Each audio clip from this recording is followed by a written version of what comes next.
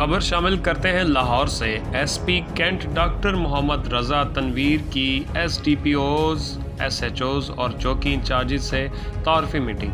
15 call पर संगीन मुकदमात के बरवक्त इंतराज करने की हिदायत की हैं। उन्होंने कहा कि थानों में आने वाले सायरीन से खुश अखलाक़ी से पेश आया करें।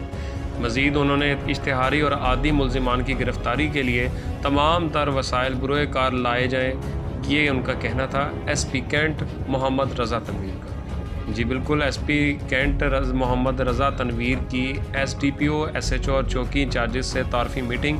15 कॉल पर संगीन मुकदमात के बरवक्त इंदराज की हिदायत की हैं। उन्होंने थानों में आने वाले साइलिन से खुश अखलाक़ी से पेश आने का हुक्म दिया है और साथ ही कहा कि इश्तिहारी और आदी मुल्ज़िमान की गिरफ़्तारी के लिए तमाम तर वसाइल बुरे कार लाए जाएँ।